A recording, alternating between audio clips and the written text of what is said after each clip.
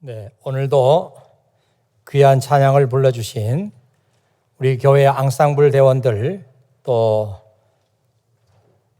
솔로 하신 분들 감사드립니다. 오늘은 그 사랑 이젠 난 알았네, 우리 김기영 권사님의 곡이네요. 소프라노 조연재, 바리톤의 손형진 교우, 대단히 감사드립니다.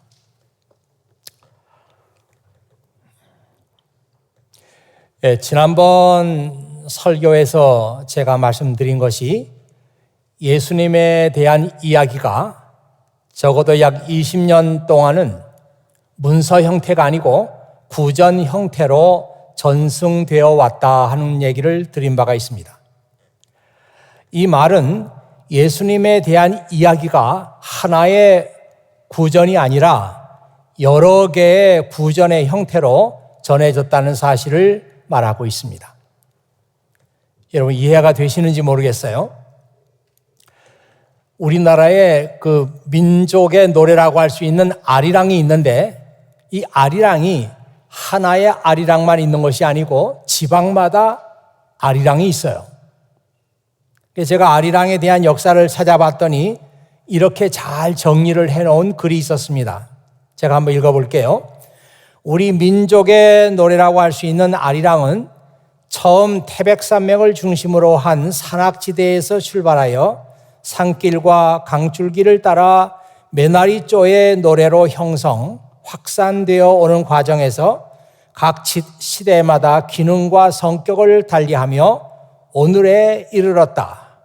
지역을 중심으로 경기 아리랑, 밀양 아리랑, 진도 아리랑, 정선 아리랑 등 전국적으로 다양하며 중국이나 일본, 카자흐스탄 등 해외에서 만들어진 아리랑도 있다.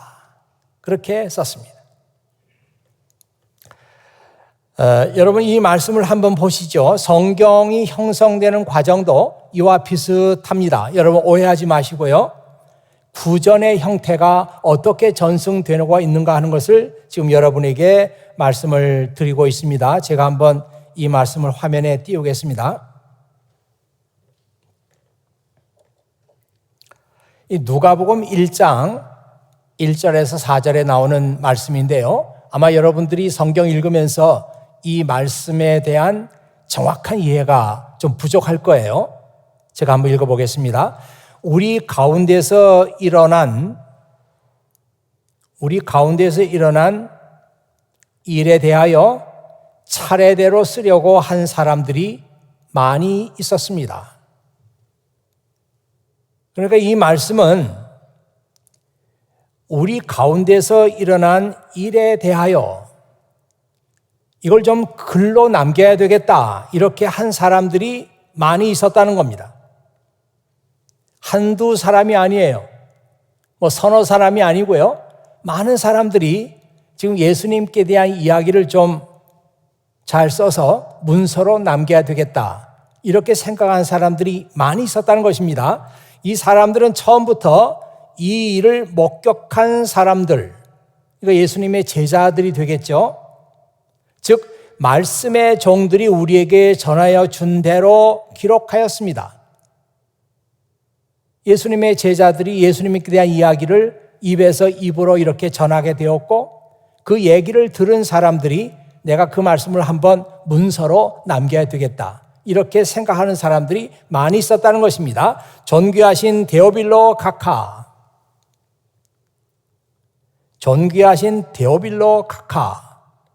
이 각하란 말을 아무데나 쓰는 게 아니잖아요. 그냥 존경한다고 하는 말은 아무데나 쓸 수 있지만 각하라고 하는 것은 아무데나 쓸 수 있는 게 아닙니다. 데오빌로라고 하는 사람이 각하라는 칭호를 받게 되니까 아마 엄청난 그 지위와 신분을 가진 사람인 것 같아요. 저도 이 저라고 하는 것은 누가복음을 쓴 누가 자신을 말합니다. 저도 이 모든 일을 처음부터 자세히 조사하였으므로, 누가도 예수님에 대한 이야기에 관심을 가지고 처음부터 자세히 한번 조사를 한 그런 기록을 가지고 있다는 거예요. 이 일을 각하에게 차례대로 기록하여 드리는 것이 좋다고 생각합니다. 이는 이미 배우신 것들이 모두 사실이라는 것을 알게 하려는 것입니다. 그러니까 이 데오빌로라고 하는 카카라는 칭호를 받는 이 사람이 엄청난 지위와 높은 신분을 가지고 있는 사람인데, 이 데오빌로라고 하는 그 말 자체가 그 그릭 사람인 것을 얘기하고 있습니다. 누군지 모르지만 굉장한 신분을 가진 사람인데, 누가는 예수님에 대한 이야기를 문서로 써서 이 데오빌로라고 하는 사람에게 헌정을 했던 것이에요. 누가 보면 그렇게 해서 만들어졌습니다. 그런데 이 데오빌로라고 하는 사람이 예수님에 대해서 들은 것도 있고 배운 것도 있었던 것 같아요. 그래서 제가 써드린 이 글을 보시면 지금 각하께서 듣고 배우신 것들이 사실이라는 것을 알게 될 것입니다. 이렇게 쓴 거예요. 이 말씀이 조금 그 설명이 부족한 것 같아서요, 다시 한번 이 말씀을 보도록 하겠습니다. Many people have set out to write accounts about the events that have been fulfilled among us. 우리 가운데 이루어진 이 많은 일들에 대해서, 이런 이야기에 대해서 그 많은 사람들이 기록을 했다는 것입니다. They, 이 많은 사람들이 이제 쓴 사람들이죠. They used the eyewitness reports circulating among us from the early disciples. 최초의 제자들로부터 그 사실을 목격한 사람들, the eyewitness, 목격한 사람들의 reports, 보고, 처음에부터 예수님의 일에 대해서 목격한 사람들이 남겼던 그런 reports, 그런 reports가 circulating among us, 지금 우리 사이에 돌아다니고 있어요. 예수님에 대한 이야기가 처음에는 예수님의 제자들로부터 시작이 됐겠지만 이런 얘기들이 지금 우리 가운데 돌아다니고 있습니다. 그래서 예수님이 이야기를 문서로 남겼던 사람들은 그런 그 리포트를 사용한 거예요. They used. Having carefully investigated everything from the beginning, I also have decided to write a careful account for you. 그래서 저도 처음부터 이런 것들을 잘 조사를 해놓은 것이 있기 때문에 저도 이 이야기를 쓰려고 하는 마음을 갖게 되었습니다. The most honorable Theophilus, 가장 높으신 데오빌로 카카. So you can be certain of the truth of everything you are taught. 그래서 이 문서, 제가 쓴 편지를 받아보시면 각하께서는 지금까지 배운 것이 사실이구나 하는 것을 알게 될 것입니다. 아마도 이 이야기는요, 성경에 나와 있는 성경이 어떻게 해서 기록이 됐고 어떻게 우리에게 전해졌는가 하는 것을 말해주는 가장 중요한 말씀입니다.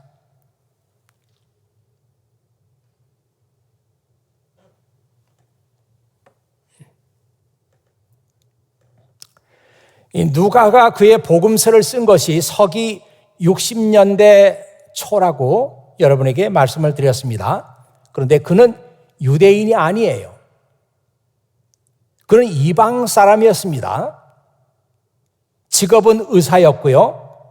바울의 동역자였다고 성경에 나와 있습니다. 나중에 바울의 주치의 역할을 하게 되죠. 누가가 예수님을 만났을 가능성은 없습니다.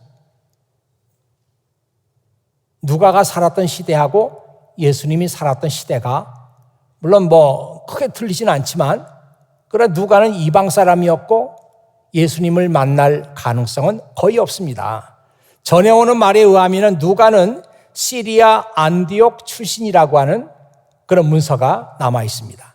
그렇다면 누가는 1년 동안 바나바와 함께 안디옥 교회에서 사역했던 바울을 자연스럽게 만났을 것이고, 거기서부터 누가는 예수님에 대해서 흥미를 가지게 되고, 예수님에 대한 많은 이야기를 들으면서 나도 한번 이 예수님의 이야기를 잘 조사해서 문서로 남겨야 되겠다. 그래서 문서로 남겨놓은 것이 오늘 우리가 보고 있는 누가복음입니다. 자, 오늘 읽은 요한복음 본문 말씀을 보면은 이 말씀은 같은 날 저녁에 일어났던 일이라고 했습니다. 같은 날 저녁이라고 하는 것은 예수님께서 새벽에 부활하신 그날 저녁에 있었던 일을 요한이 지금 기록해 놓은 것이에요. 그날 예수님의 제자들은 유대인들이 무서워서 문을 꼭 잠그고 한 곳에 모여 있었습니다. 이미 막달라 마리아로부터 내가 주님을 보았습니다, 이런 얘기를 들었지만 제자들은 그런 말을 믿지 않았어요. 그리고 한 곳에 모여서 문을 잠그고 숨어 있었습니다. 여러분, 얼뜻 보면은 제자들이 참 겁이 많다 이렇게 생각이 되지만, 여러분 이 말씀을 잘 보세요. 누가복음 24장 5절에서 8절 보면 이런 말씀이 나오거든요. 어찌하여 살아있는 분을 죽은 자들 가운데서 찾고 있느냐? 예수님은 여기 계시지 않고 다시 살아나셨다. 예수님께서 갈릴리에 계실 때 하신 말씀을 기억하여라. 인자가 죄인의 손에 넘겨 십자가에 못 박히고 3일 만에 살아날 것이라고 말씀하셨다. 그때서야 제자들이 예수님의 말씀을 기억해 냈습니다. 그 여자들이 그런 것처럼 오늘 우리들이 꼭 그렇거든요. 예수님을 무덤에 찾아갔던 그 여자들은 예수님이 돌아가셨다고 하는 이 사실 때문에 다른 아무것도 생각하지 않았어요. 예수님 돌아가셨다. 우리가 그렇게 존경했고 우리가 사랑했던 우리 주님이 돌아가셨다. 이 생각만 하니까 마음이 너무 슬프고 절망적이고, 그래서 다른 아무것도 그들은 생각하지 못했습니다. 오늘 우리가 그래요. 슬픔과 두려움과 절망적인 상황들이 예수님을 잊어버리게 만듭니다. 고향 엠마오로 가던 두 제자는 예수님이 죽었다고 하는 절망감 때문에 그들 옆에 지금 예수님께서 동행하시고 같이 길을 가고 있었지만 그분이 예수님인 것을 까맣게 몰랐어요. 막달라 마리아는 예수님이 죽었다고 하는 그 절망감 때문에 다른 아무것도 생각하지 않고 울고만 있었어요. 오늘 우리가 그렇습니다. 슬픔과 두려움과 절망적인 상황에 빠져 있을 때 우리는 다른 아무것도 생각하지 못해요. 예수님도 생각하지 않아요. 기도할 생각도 하지 않아요. 성경을 펴서 읽을 생각도 하지 않아요. 너무 슬프니까. 그래서 이런 그 말씀이 있습니다. 여러분 화면 한번 보시죠. What consumes your mind controls your life. 우리 마음을 삼키는 것이 무엇이든 간에 그것이 우리의 삶을 지배한다. 내가 슬픔에 빠져 있으면 그 슬픔이 내 삶을 지배하고, 내가 절망에 빠져 있으면 그 절망감이 내 삶을 지배합니다. 그래서 그렇게 절망감에 빠져 있고 슬픔에 빠져 있고 자기 문제에 빠져 있는 사람은 기도도 올바로 못해요. 기도를 하려고 하지만 올바른 기도를 못합니다. 그래서 이런 말이 있어요. 여러분 한번 화면을 보시고요. We have to pray with our eyes on God, not on the problems. 우리가 기도할 때도 자기 문제만 바라보고 자기 문제에 빠져 있는 사람은 기도가 되질 않아요. 기도할 때는 우리가 하나님을 생각하면서 기도해야 된다. 내가 빠져있는 그 문제에 내가 빠져 있어서는 안 된다. 그렇게 지금 말하고 있지 않습니까? 두려움에 사로잡혀 있던 제자들은 예수님께서 부활하셨으리라고는 생각도 못했어요. 예수님은 생전에 내가 3일 만에 다시 부활한다 이렇게 말씀했지만 그런 얘기가 전혀 귀에 들어오지 않아요. 여자들이 와서 부활하신 예수님 만났습니다 할 때도 그런 얘기도 귀에 들어오지 않았어요. 이런 제자들에게 예수님께서 나타나신 것입니다. 문을 잠그고 있었지만 예수님은 그 문을 그냥 통과하셨어요.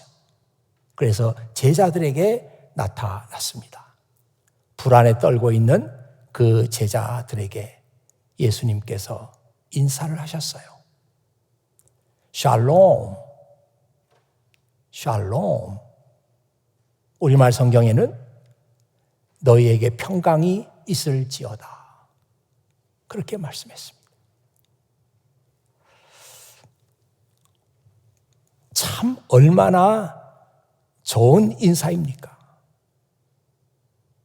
오늘 우리에게 이런 인사가 필요하거든요. 왜냐하면 우리 모두가 다 걱정과 근심과 불안을 안고 살고 있단 말이에요. 1년 후에 내가 어떻게 될까? 2년 후에 어떻게 될까? 미래에 대한 불확실성, 이게 우리를 불안하게 만들어요. 아마 청년들 여기 나와서 예배 드리고 있지만 다 마음속 한구석에는 불안한 마음이 있을 거예요. 청년들은 청년들대로, 어른들은 또 어른들대로, 비즈니스를 하시는 분은 또 그 나름대로 도무지 앞길을 알 수가 없으니까 그게 우리를 불안하게 만듭니다. 또 어떤 때는 자신의 삶에 대해서 의미가 없다. 내가 뭘 위해 살고 있지? 도무지 내가 살아가는데 아무 목적도 없고 의미도 없다. 이런 생각이 들 때 인간은 불안합니다. 이게 다 전문가들의 얘기예요. 그런가 하면 우리 마음속 한구석에는 내가 왜 불안한지 이유도 알 수 없는 그런 종류의 불안이 또 우리에게 있어요.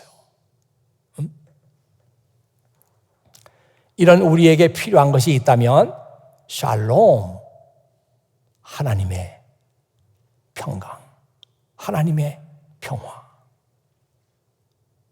이것보다 우리에게 위로가 되는 인사가 어디 있겠어요? 예수님께서 그 인사를 제자들에게 먼저 하신 것입니다. 예수님은 제자들에게 내가 너희에게 주는 이 평강, 이 평화, 이것은 세상에서 너희가 얻을 수 있는 그런 평화가 아니다. 이렇게 말씀하시면서 뭐라고 하시는가 하면 너희는 마음에 근심하지도 말고 두려워하지도 마라. 그렇게 말씀하셨어요. 여러분 이 말씀을 잘 보면요. 너희는 마음에 두려워하지도 말고 근심도 하지 마라. 내가 너희에게 주는 이 평화는 너희들이 세상에서 얻을 수 있는 그런 종류의 평화가 아니다. 그러니 예수님께서 지금 우리에게 주시는 그 평화를 받은 사람들은 이 세상을 살아가면서 두려움과 걱정과 근심과 이 모든 것을 다 이길 수 있다는 거잖아요.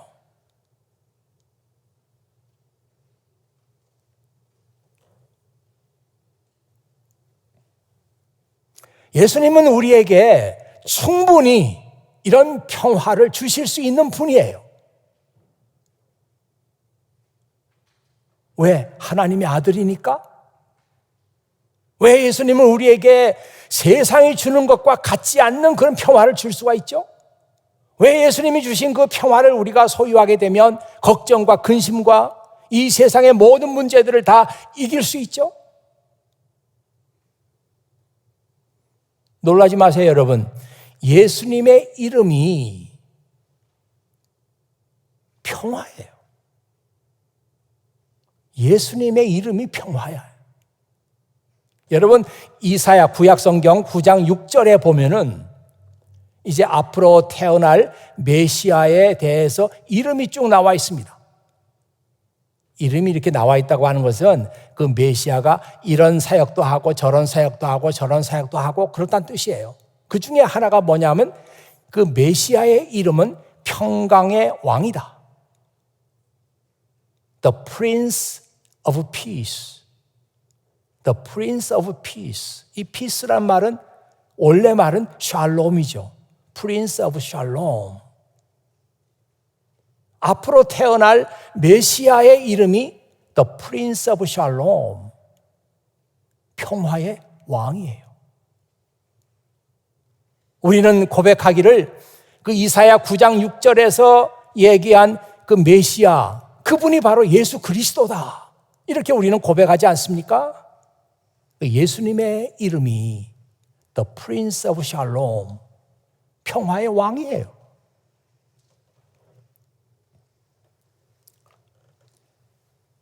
그 목사님들 가운데 찰스 스펄전이라고 하는 목사님이 있거든요. 여러분 이름을 많이 들어봤을 거예요. 찰스 스펄전. 근데 이분은 별명이 뭔가면 The Prince of Preachers. The Prince of Preachers. 설교자들의 프린스예요. 왕이에요. 야, 참 그분은 좋겠어요. 목사님들이 뭐 여러 가지 바라는 게 있을지 모르겠습니다만은 목사님들이 가장 원하는 것은 설교를 은혜스럽게 해서 성도들에게 하나님을 알게 하고 성도들에게 믿음의 길을 바르게 인도하는 것, 이게 목사님들이 누구나 다 바라는 것 아니겠습니까? 그런데 이 찰스 스펄전 목사님의 별명이 The Prince of Preachers. 설교자들 가운데 프린스야, 왕이야, 왕. 실제로 이 찰스 스펄전 목사님은 영국 분인데요. 그 청교도 신학에 뿌리를 둔 그런 설교를 하시는데 그 어려운 교리, 우리 기독교의 교리가 많이 있잖아요. 그 어려운 그 딱딱한 교리들을 아주 재미있게 생동감 있게 잘 이렇게 풀어서 얘기를 했다고 그래요. 그래서 그 목사님의 설교를 들은 사람들은 다 하나님의 은혜로 충만했다고 합니다. 참 부러운 분이에요. 그러니까 그분이 설교의 왕, 설교의 왕자였다. 이 말은 무슨 말입니까? 설교를 아주 잘하시는 분. 설교하면은 찰스 스펄전, 그렇게 얘기할 수 있는 분이다 이 말이에요. 예수님의 이름이 The Prince of Shalom이라고 그렇게 붙은 이유는 예수님은 평화에 대해서만큼은 누구보다도 권위자야. 잘 아시는 분이에요. 예수님은 평화에 대해서 모든 걸 알고 계세요. 그렇기 때문에 예수님은 하나님의 샬롬을 우리에게 주실 수 있는 분이에요. 그래서 예수님의 이름이 The Prince of Shalom, The Prince of Peace, 그렇게 말하는 것입니다. 예수님의 이름이 평화의 왕이었기 때문에 예수님은 평화에 대해서 권위자이시고 우리에게 하나님의 평화를 주실 수가 있습니다. 제가 이 말씀을 읽으면서 더그 허슬리라고 하는 분이 이 부분에 대해서 쓴 것이 있는데 짧은 얘기지만 아주 그 핵심을 잘 얘기했더라고요. 그래서 제가 한번 소개를 해드리겠습니다. 바로 이 얘기거든요. According to Jesus, 예수님에 의하면은 what the Lord is freely giving His followers, 주님께서 제자들에게 그냥 주실 수 있는 것은 is different than what you can find on our own in the world. 우리가 이 세상에서 발견할 수 있는 그런 것이 아닙니다. 예수님께서 내가 너에게 주겠다 이렇게 약속하신 것은 우리가 세상에서 찾을 수 있는 그런 게 아니에요. This is a true peace. 그것은 진정한 평화였습니다. That empowers us to be all that we were designed to be, fully and completely. 그것은 참된 평화였는데 우리가 처음에 하나님의 손에 의해서 창조되었을 때 이렇게 되라, 이런 목적을 가지고 우리가 창조를 받았잖아요. 완전히 우리를 그렇게 만들어 주실 수 있는 그런 참된 평화, 히브리 말로는 샬롬이죠. 우리가 하나님의 샬롬을 알게 되면은 우리는 하나님께서 우리 생명을 본래 창조하셨을 때 그 상태로 우리가 돌아갈 수 있단 말이에요. 우리가 예수님께로부터 받은 그 샬롬은 우리를 empower us, 우리를 empower해, 우리에게 힘을 줘요, 우리를 격려해요, 우리를 그렇게 세워줘요. 가장 완전한 상태로 우리의 삶을 세워줍니다. 여러분, 예수님께서 말씀하신 8복, 8가지 복 중에 이런 복이 있는 것을 아시죠? 화평케 하는 자는 복이 있나니 저희가 하나님의 아들이라 일컬음을 받을 것이며. 화평케 하는 자, 이 화평케 하는 자란 말을 피스메이커라고 그렇게 번역이 되죠. 피스메이커, 평화를 창조하는 사람들. 너희가 평화를 창조하는 사람이 될 때 너희는 나의 자녀가 될 수 있다. 그렇게 예수님께서 말씀하셨어요. 평화를 파괴하는 사람들이 있습니다. 그 사람 때문에 평화가 깨지는 경우가 있어요. 그런 사람은 하나님의 자녀가 될 수 없다. 그러니 여러분, 앞으로 여러분의 인생을 살아갈 때 어떻게 살아야 되겠습니까? 여러분은 평화를 창조하는 사람들이 돼야 돼요. 평화가 없는 곳에 가서 평화를 만들어내야 돼요. 여러분 때문에 평화가 깨진다고 하면은 그것은 평화를 창조하는 사람이 아니잖아요. 하나님의 자녀가 될 수 없습니다.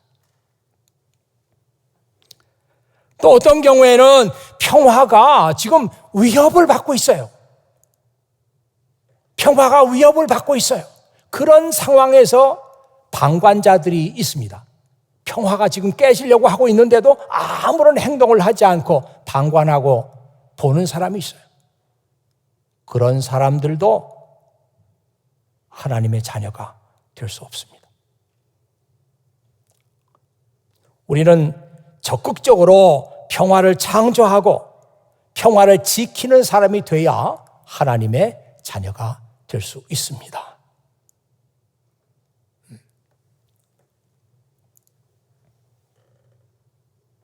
그러니까 평화를 창조한다고 하는 말은 너희가 평화를 창조하는 피스메이커들이 돼야 되겠다. 이 말은 선택 상황이 아니에요. 그래, 그 좋은 말인데 그래야 하나님의 자녀가 된다니까 내가 평화를 창조하는 사람이 돼볼까? 그게 아니란 말이에요. 아이, 뭐 내가 무슨 평화를 창조하는 사람이 되겠어? 난 아니지 뭐. 그게 아니란 말이에요.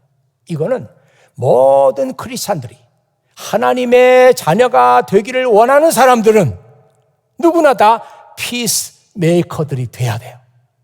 여러분이 속한 공동체 안에서, 여러분의 가정에서, 여러분의 직장에서, 실험실에서, 강의실에서 여러분들은 평화를 창조하는 사람들이 돼야 하나님의 자녀가 될 자격이 있습니다. 이 요한복음 말씀을 계속 읽어가면은 예수님께서 제자들에게 손과 옆구리를 보여주셨어요. 그러니까 그 손과 옆구리, 손에는 그 못이 박힌 자국이 있을 거고 옆구리에는 창으로 찔린 자리가 있을 거예요. 이걸 제자들에게 보여줬을 때 제자들은 그걸 다 보면서 기뻐했습니다. 아, 진짜 예수님 맞구나. 부활하신 예수님 맞구나. 그래서 기뻐했어요. 그런데 그 자리에 도마가 없었어요. 예수님의 제자 가운데 도마라고 하는 제자가 있는데 그 도마가 그 자리에 없었어요. 다른 제자들이 도마에게 야, 우리는 예수님 만났어. 우리가 다 봤어. 이렇게 말하지만 도마는 말하기를 내가 직접 예수님의 손에 있는 못자국을 보고 내 손가락을 그분의 못 박힌 곳에 찔러 보고 내 손을 그의 옆구리에 넣어 보기 전에는 믿을 수가 없다. 그렇게 말했어요. 사람들이 도마를 가리켜서 별명을 붙여줍니다. 의심장이 도마, 믿지 않는단 말이죠. 의심장이 도마. 또 아주 유식한 말로는 도마는 회의론자였다. 회의론자였다. 회의주의자다. 뭐 이런 그 어려운 말도 합니다. 여러분도 도마가 그렇게 의심이 많은 사람으로 생각이 됩니까?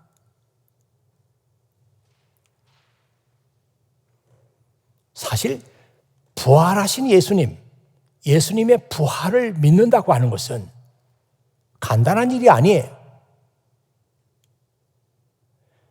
다른 제자들은 예수님의 손에 난 못자국을 보고 창자국을 봤지만 그래서 우리는 주님을 보았다 이렇게 말했지만 도마 역시 내가 그것을 보기 전에는 믿지 못하겠다. 어떤 의미에서는 당연한 말이에요. 여러분도 지금 그런 생각하고 있지 않습니까? 야, 나도 예수님의 손에 난 그 못자국을 보고 손 넣어가지고 그 창자국이 옆구리에 있는지 만져보고 그렇다면 믿을 수 있을 텐데 그런 생각하는 분들이 여기에도 많이 있을 거예요. 사람은요, 자기 눈으로 본 것, 자기가 경험한 것, 그래야 믿어요. 그래서 자기가 보지 않는 것, 경험하지 못한 것, 이것들은 잘 믿으려고 하지 않습니다. 또 믿어봐야 진짜로 믿는 건 아니에요. 내가 보지 못했으니까. 그래서 경험주의 철학이라는 게 있지 않습니까? 경험주의 철학. 이 경험주의 철학, 지금 여기 화면에 맨 위에 있는 여기 이렇게 동그랗게 하신 분이 프랜시스 베이컨이라는 사람입니다.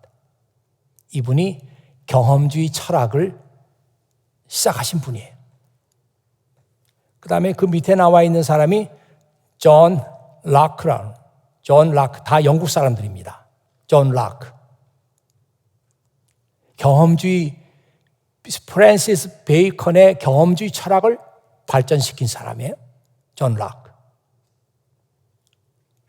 한 사람 더 볼까요? 이 사람은 데이비드 휴미라는 사람인데 역시 영국 사람이 스코틀랜드 사람입니다. 그런데 이 사람이 이제 프랜시스 베이컨과 존 락크의 경험주의 철학을 발전시킨 사람입니다.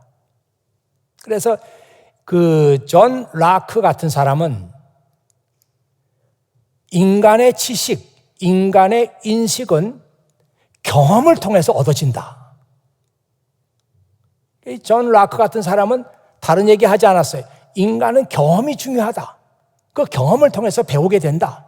마치 그 백지장, 아무것도 그려지지 않은 백지장에 우리가 경험을 하게 될 때 거기에 그림이 자꾸 그려지고 그 사물을 인식하게 되고 그러면서 그 사물에 대한 지식을 만들어 간다. 이게 존 락크예요.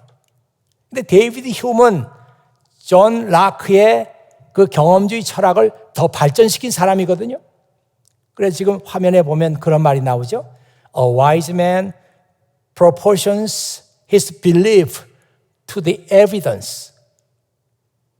A wise man proportions his belief to the evidence. 현명한 사람은 어떤 evidence, 증거에 대한 belief, 증거에 대한 belief를 proportions, 잘 이렇게 비율을 맞추는 사람이에요. 그 증거와 belief, 믿음이죠. 믿음을 잘 균형 있게 밸런스를 맞추는 사람이 현명한 사람이다. 이게 아주 그 데이비드 휴메의 그 철학 사상을 한마디로 딱 요약할 수 있는 말이에요. 그런데 이 잔 라크 같은 사람은, 그 전에 있던 사람, 잔 라크 같은 사람은 evidence, experience 이것만 강조했지 거기에 대한 belief를 얘기하지 않았어요. 그리고 이제 이런 경험주의 철학을 사람들을 교육하는 교육 철학으로 발전시킨 사람이 유명한 존 듀이라는 사람이죠. 제가 신학 공부할 때 이런 사람들 많이 공부했습니다. 존 듀이. 그 사진에 지금 나가고 있는데 그 사진에 뭐라고 되어 있는가 하면 Education is not preparation for life. 교육이라고 하는 것은 삶에 대한 준비가 아니야. 그렇게 살아가려니까 교육을 받아야 되겠다. 그게 아니란 말이에요. 교육이란 삶에 대한 준비가 아니고 교육은 뭐냐? 삶 자체야. 사람은 배우지 않으면 살 수가 없어요. 삶 자체지 살기 위한 준비 과정이 아니에요. 엄청난 분입니다. 이분은 존 듀이, 미국 사람인데요. 그래서 그가 쓴 책들 중에 민주주의와 교육, 그리고 경험과 교육, 경험으로서의 예술, 이런 책들은 정말 불후의 명저들이죠.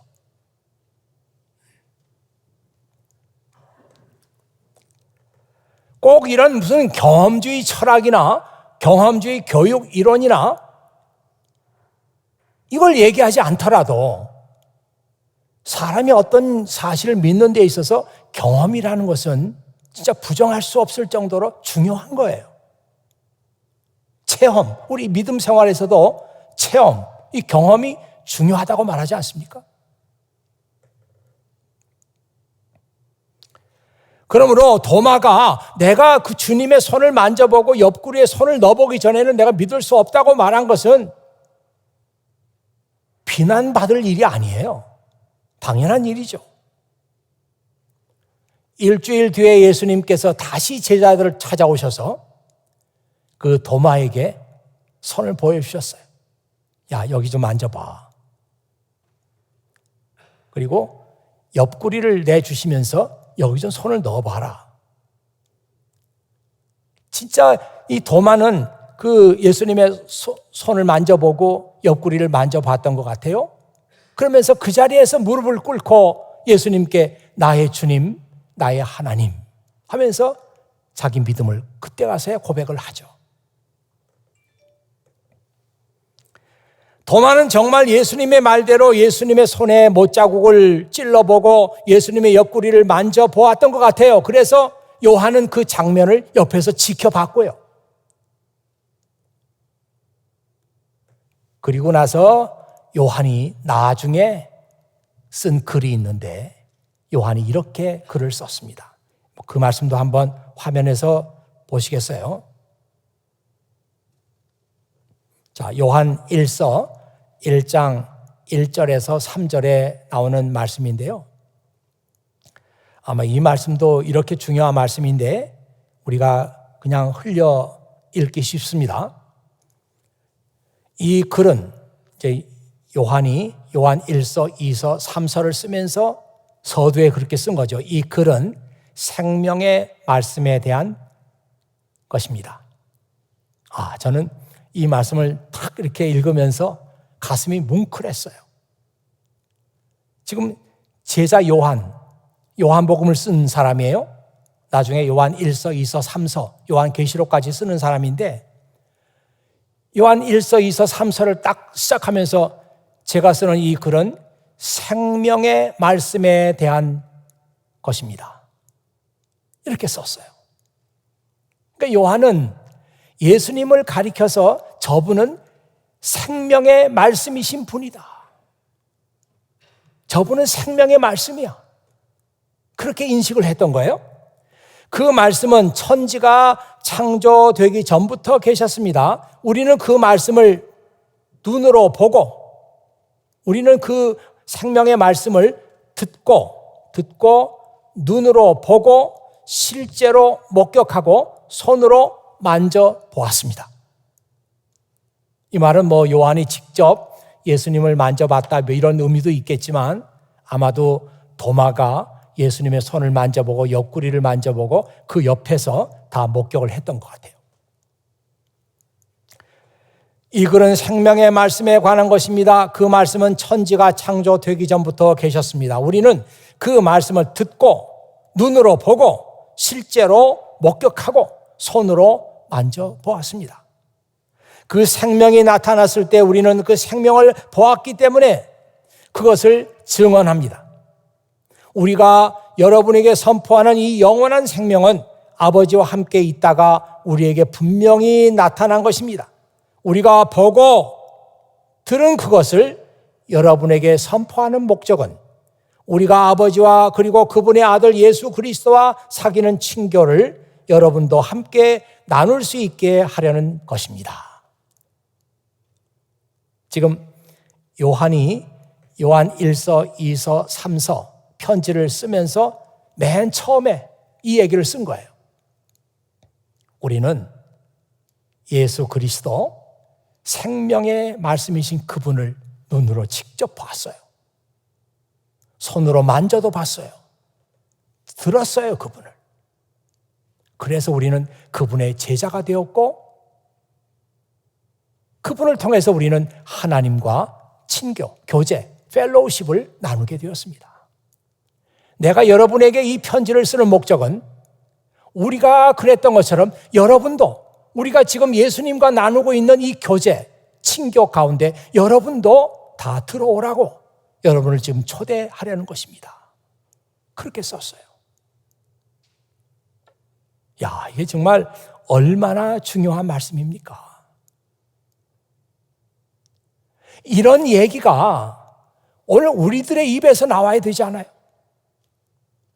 믿지 않는 사람들, 불신자들, 그들을 향해서 제가 여러분, 당신에게 정말 하고 싶은 얘기가 있습니다. 저는 예수 그리스도를 확신합니다. 그분은 우리에게 생명의 말씀으로 오신 분이에요. 우리는 예수님을 통해 가지고 하나님과 지금 너무너무 감사한 그런 교제의 삶을 나누고 있습니다. 우리는 하나님을 아버지라고 부르죠. 당신도 지금 내가 나누고 있는 이 교제 가운데 당신이 들어왔으면 좋겠습니다. 이 얘기를 지금 우리가 해야 되는 거 아니에요?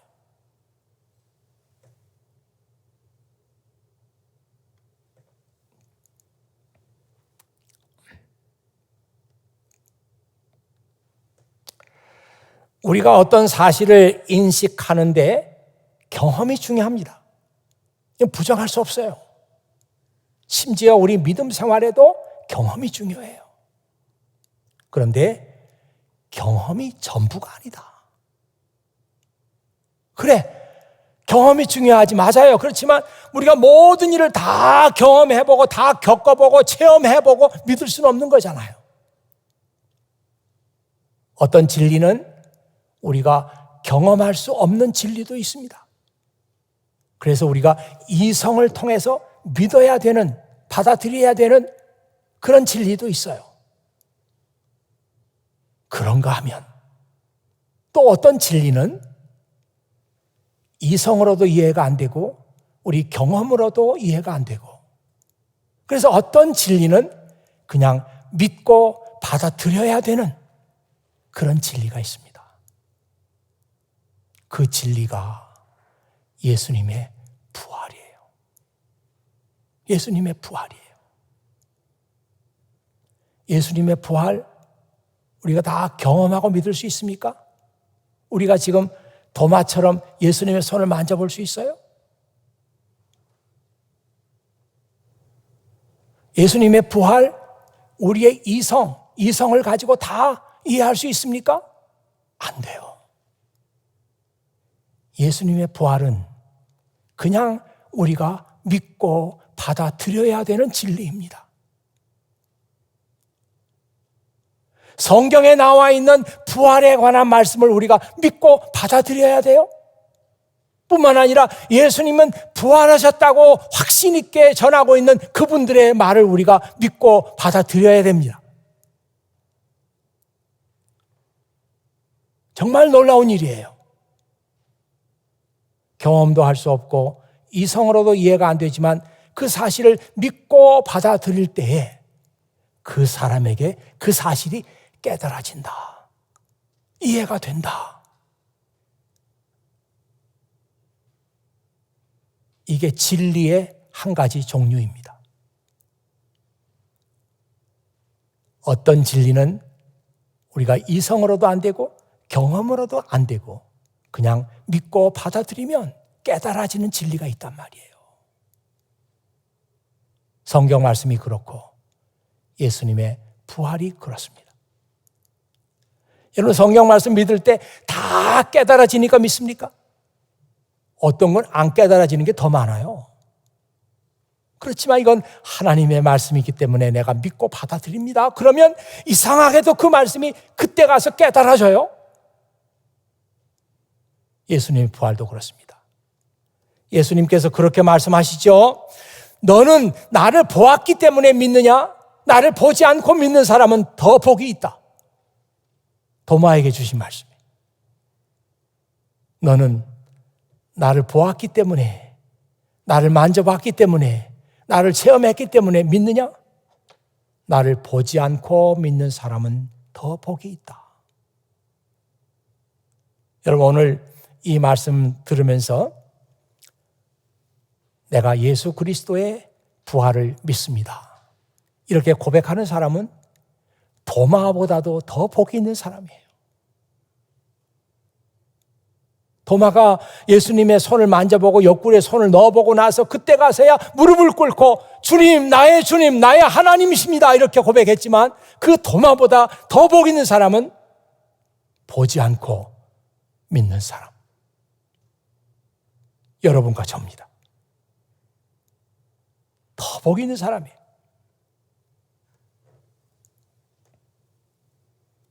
더군다나 중요한 것은 말이죠. 제가 히브리서 12장 1절 말씀을 읽으면서 이 말씀을 여러분에게 소개를 드리려고 해요. 히브리서 12장 1절에 보면 우리에게는 구름처럼 많은 부활의 증인들이 있습니다. 히브리서 12장 1절에 우리 주변에는 구름처럼 많은 부활의 증인들이 있어요. A great cloud of witnesses. 우리가 그런 말을 할 때가 있잖아요. 무슨 영화를 보거나 할 때 막 적군들이 그냥 수없이 막 밀려와. 이렇게 적군들이 밀려와. 그런데 저 적군들이 구름처럼 몰려온다. 구름처럼 몰려온다. 뭐 인산인해 그런 말도 쓰지만 많다고 할 때 구름처럼 많다 그래요. 우리 주변에 예수님의 부활을 확신하는 많은 a great cloud of witnesses, 많은 부활의 증인들이 있습니다. 우리는 그분들의 증언을 믿고 받아들이는 거예요. 그리고 우리는 다음 세대에게 내가 믿고 내가 확신하는 예수님의 부활에 대해서 말을 해야 합니다. 부모들은 자식에게 이 진리를 가르쳐야 되고 다른 사람들에게 진리를 또 가르쳐야 됩니다. 그래서 다음 세대의 사람들도 우리를 통해서 예수님의 부활을 믿을 수 있도록 보지 않고 믿는 복 있는 사람이 되도록 우리가 증거를 해야 된단 말이에요. 여러분과 제가 그 일을 감당해야 되고 우리 교회가 그 일을 감당해야 합니다. 교회의 사명은 그냥 모여서 예배 보고 끝나고 집에 가는 것이 아니라 우리 세대도 그렇지만 우리 다음에 올 세대들, 그 세대들에게 우리가 믿고 우리가 확신하는 진리를 증거해야 된단 말이에요. 이것이 우리가 맡은 사명이란 말이에요. 우리 교회가 가지고 있는 사명이란 말이에요.